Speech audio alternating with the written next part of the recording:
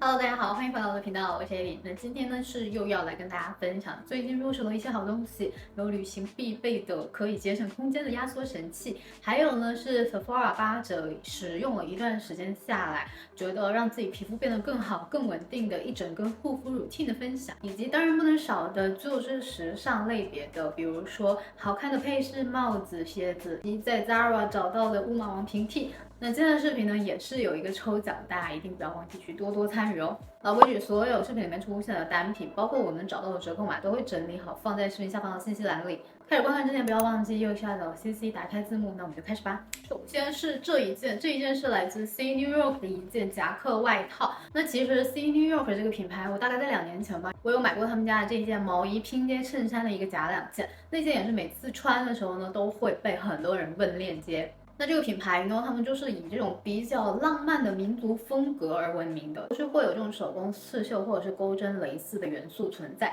那我这次入手这件夹克呢，它比起我们普通看见的那种比较帅气的硬朗的夹克，它就是去添加了很多这种手工刺绣的小图案在上面，让这一件夹克变得非常的童趣。那其实买之前呢，我还在纠结说它会不会不好搭配，然后观望了一阵子。最近入手了之后，发现它其实可变化的范围还蛮大的，而且因为它本身就是设计的很有童趣感，然后再加上它整个颜色的饱和度不会太高，不会太艳，那你去搭配一些春夏的，不管是去像我某书上面有发过的这个 OOTD 去配这种牛仔的单品，又或者是像我现在这样去配白色的裙子，它都能够很容易穿出彩。整体的做工呢是还蛮精细的，包括它的刺绣呢都是能够看见是一针一针勾上去的，下摆是稍微有点往里收的，整个的箱型做得很好。而且他们家的我觉得比较招牌的一个点就是所有的袖子都是给的比较宽的。那像我这种肩膀不是很宽，然后我想要强调它头肩比例更好一点的时候，我觉得像这种夹克它是会把你修饰的很好的。厚实的这种偏牛仔的棉布料，然后翻开来呢是薄薄的一层，没有说加棉什么的，所以这个夹克现在最近这1-2天纽约这种10来度、20度左右的天气，当个小外套穿就会非常的舒服。接下来跟大家分享我们入手的2个配饰，首先是这个钩花针织的帽子，这个的话我记得我当时是在 M 龙上随便买的，然后我发现它其实还蛮百搭的，而且它有一个很好的能够让你的风格变得很有趣的一个感觉。比如说像上期视频 Lululemon 的一个专题里面，我就有用一件黑色的中裤去搭配亨利衫。其实那一套如果不戴帽子的话，整体的印象会比较的刻板，然后甚至外面加个西装也是可以去通勤穿的。那如果想要让它变得鬼马古灵精怪一点呢，加上一个这样的钩花针织的帽子呢，就会还蛮出彩的。这个帽子的话，它是有一定的弹力的。所以我觉得头稍微大一点的朋友应该也是能够轻松 hold 住的。还有就是2顶帽子，帽子的话呢，我最近是在断舍离我的衣橱，然后我是整理了蛮多，有一些帽子的形状可能不是很好，又或者是我可能真的就是因为它的整个设计，包括 logo 太夸张，我可能买回来之后我就不想戴。那之后呢，也会跟大家分享我断舍离的一些想法，然后规矩，我是怎么给我衣橱做大改造的。反正现在走到衣橱里面就有一种很舒服的感觉。那断舍离下来之后，我也发现了我自己平常最经常戴的呢，就是这一款 Polo Ralph Lauren 他们家这款灰色的帽子，还有一个呢就是 Elo 的那一款米白色的帽子。选择帽子呢，我一般是会考量以下几点，就是这个筒身它是够不够深，它如果不够深的话，它会卡在你这个额头的一半的位置，然后你就感觉这个帽子没有完全戴实戴下去，会显得你的头很大。还有呢，就是它这个帽檐的这个弯度，最好是2边结束的地方是能够盖住比你的颧骨再宽一点点的。戴上这个帽子之后呢，它修饰你下半张脸的这个作用就会更强一点。还有，就前面这个帽檐呐，不能太长，也不能太短。太长的话呢，会显得整个比例很奇怪；太短的话呢，它又没有办法有那种视觉往前延伸的那个深度去 cover 住，让你的下半张脸看起来更小更窄。所以呢，为了满足刚刚以上我说的所有条件吧，我自己感觉最好戴的、最不挑人的，然后我自己戴起来最好看的一款。然后这顶的话是 Elo 他们家的这个帽型，我觉得也是蛮好看。Elo 最近在全场有一个7折嘛，然后我就又入手了这一款的一个浅蓝色，夏天做搭配的话应该会蛮好看。看，之后会给大家开箱我买的 L。接下来想跟大家来分享这一件我在 Zara 发现的很有乌马王风格的一个西装外套。那乌马王呢，其实是我还很喜欢的一个中国设计师，之前呢也是有给大家做了一个关于他的一个品牌故事，如果还没有看过那一集的话呢，就可以回去翻看一下。那乌马王他们家的单品，大家买过的应该都知道，就单价都还蛮高的。我觉得我能买得下手，折扣可能力度比较大，基本上都是一些裙子、连衣裙、吊带裙这种比较基础的单品。我就一直在想说，有没有什么办法才能够找到可以跟这些连衣裙搭配在一起，然后自己穿也能很出彩的一些个比较偏这种仙道古风的一个外套选择。结果就让我在 Zara 的网站上面看到了这一件，它整个的配色就是有这种枯叶黄，配上里面染的这个酒。这一件到手了之后，我真的觉得它的质感真的很不错，除了它的整体面料用到的都不是天然纤维，但是呢，它摸上去的触感，包括内里的设计，以及穿上去的整个的韵味吧，我觉得搭配在一起的和谐度也很高。它里边呢是没有内衬的，是用了一块这种双面的布料，内里的话仔细看，它还是有这种提花印花的一个元素在的，你做的是比较的薄，垂坠感也够，而且比较的 oversize。 我身上的这一件就已经是他们的最小码了，即便在夏天就是最热的时候，纽约这一块还是能穿，因为它就是这种很薄很凉的一个面料，然后你在外面不管是当成一个防晒罩衫穿，或者是在空调房里当成一个就是保暖披着的，都是蛮合适的。跟大家分享搭配这一套我用的这些个首饰，包括里边有2款戒指是我强推的款式。戴上了这个戒指之后呢，发了一个 IG， 反正就有好多人私信问我是什么品牌，我是直接入手了2组这种带有意大利手工拉丝工艺的一个首饰。那什么是意大利手工的这种拉丝工艺？这种工艺基本上都是有工匠手持刀具笔一笔一画一画的，在这种金属的表面去刻出这种非常均匀而且排列很整齐的这种平行线纹，每一条就是你拿在那个比较近的地方看的话，它就像是那种发丝一样的细。刻完了之后呢，这个金属表面就是会有一种偏哑光的柔和的一个光泽感，而且是不同角度下面看呢，它能折射出不同的光泽。那首先像我这个粗的这款戒指呢，它不仅是用到了这个拉丝工艺去刻在了这个戒指的底层，而且它上面的这些个星星都是做到了镂空的设计。这个星星的镂空细节上面呢，还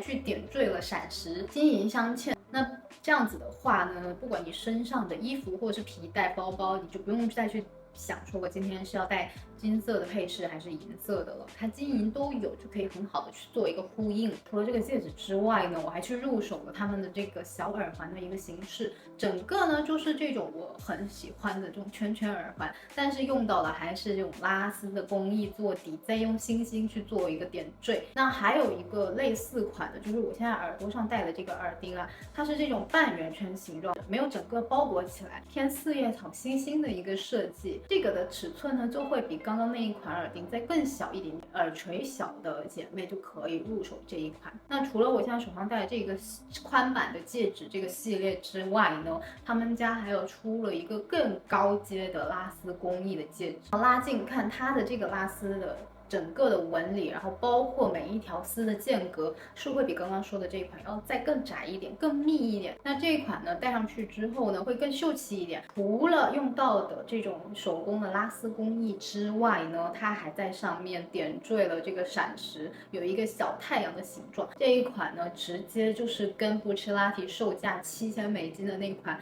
真的长得非常的像。叠加下来，他们家最近这个母亲节的折扣之后呢，这个戒指只要不到$100就可以入手了。小太阳的这个系列我还入手了同样也是有拉丝工艺的更细密的这一款耳钉，是这种小圆耳钉。相比起刚刚分享的那2个环呢，这个小圆耳钉它会更可爱一点点。最后是要来跟大家分享这一根项链。这根项链的话，我应该前2个视频有戴它了。它是这一种四叶草的一个项链，它用了这种特别的工艺去增加了它这个折射感。远看的话也也是有一点点像这个拉丝的感觉。随着光线不同的变化，这个四叶草的吊坠呢，它也是能够产生出不一样的折射光的。那四叶草本身就象征着这种幸运啊、美好这种很好的这种寓意在里面，我觉得也非常适合在母亲节的时候去送礼的。那今天的视频抽奖的礼物呢，就是这一款四叶草项链。参与抽奖方式呢也非常简单，只要在底下留言评论告诉我你最种草哪一款首饰，就可以参与今天的抽奖。那如果抽到了，但是你已经买了这条项链，也是可以去替换成其他单品的。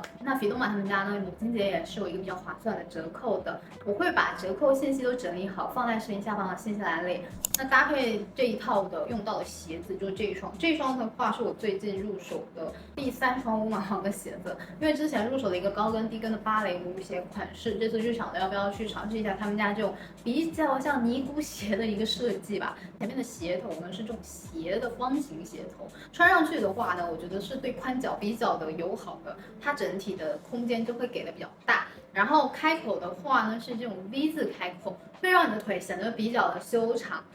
整个鞋子其实一开始收到手的时候，上脚会有一点点硬，大概1-2天吧，它就开始变得软了很多。我觉得可能也是因为它用到了这种小牛皮的一个材质吧，你多穿2次之后，它就会更柔软，更贴合你的脚。这个的脚感踩起来呢是比较有缓冲的，后面这块是直接给了2.5公分的一个垫子。那鞋子这个东西，我觉得就是每个人的脚都不一样，然后可能我觉得好穿的鞋子你觉得非常的大脚，可能我觉得非常难穿的鞋子你会觉得很好穿，还是要多去尝试。然后每个人的脚型、习惯的走路方式都不一样，都会导致这双鞋子上脚的一个感觉。那我在这里呢，把我最真实的感受跟大家分享。好，那接下来就是来跟大家分享，我觉得我最近非常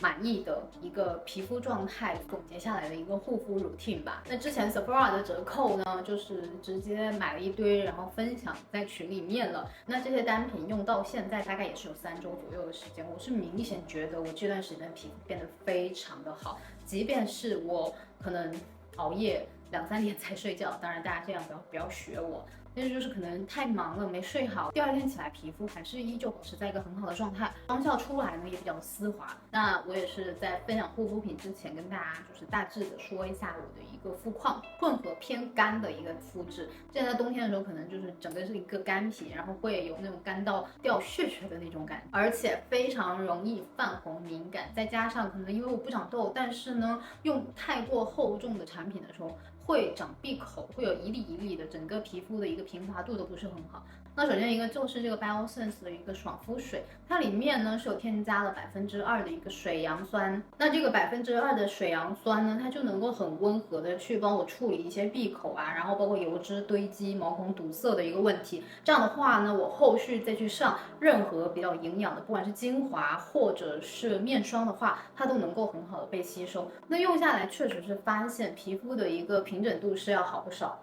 前3天吧，刚开始上这些东西的时候，皮肤还是会有一点刺刺的感觉，但是熬过去之后呢，它最近就是属于一个非常稳定的状态。然后接下来第2步就是用这个精华，这个精华它里面主要是有2个成分，一个是这个角鲨烷，然后还有一个是这个酮胜肽。这个角鲨烷基本上就是一个这种保湿的成分，它能够锁住你皮肤里面的水分，然后不跑，会让你皮肤摸起来会更嫩一点，然后不会有那种很干很紧巴的一个感觉。那这个酮胜肽的作用就是它能够促进皮肤的胶原蛋白和弹性蛋白的一个生成，就会让你的皮肤呢看起来会更弹更饱满一点点，而且同时呢还有一点抗氧化作用。那最后呢，比如说像现在这样马上就是要入夏了，我就不会再去用油了，除非是我觉得很干的时候。我现在就直接是用的是这个 AB 的蓝金面霜。那它的创始人其实是德国一个超有名的干细胞的科学家，人家本来是专门研究这种烧伤修复的，他就把这些修复皮肤的一些研究拿来直接做成护肤品。所以他们家的产品呢，主打的一个功能就是这种自我修复的能力，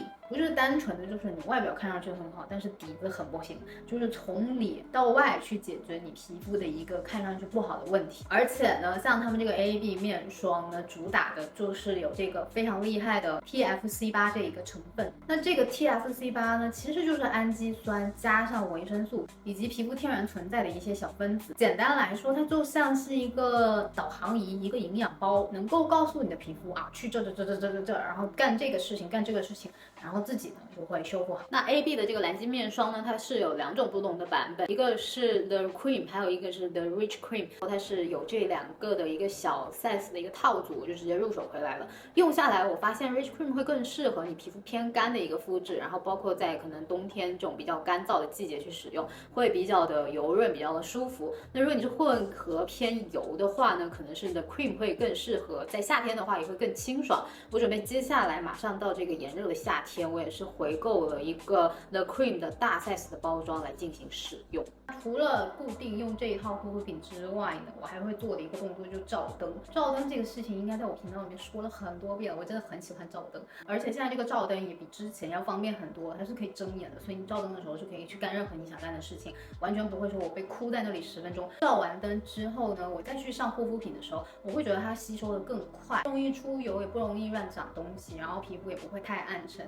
看起来呢会更饱满、更弹力、更年轻一点。接下来最后呢是想来跟大家分享我在 Amazon 上面找到了一个收纳行李的神器吧，节省压缩空间呢就可以用这个收纳袋。那其实我一开始在 IG 上面刷到广告，包括在 Amazon 上面看的时候，我都在想这东西会不会是智商税？但是因为我之前的这种旅行收纳袋已经用了蛮长一段时间了，然后我就抱着它实在不行，它还是能够本分的去当一个正儿八经的收纳袋。我选的这个套组里面，它是有4个不同大小的收纳袋，内衣啊、内裤啊，然后包括更小的，你可以放一些个袜子啊，或者是你把你的一些贴身衣物，然后包括你平常要穿的那种短衣短袖都放进去之后呢，再给它拉起来，而且它前面这一块是透明的，所以你就可以一目了然的看出来里面大概是放了什么。它是给了你2层的拉链，首先一个就是你先把这个最上面的先把它关起来，关起来完了之后，大家看见没？这个侧面呢，它还有一个拉链，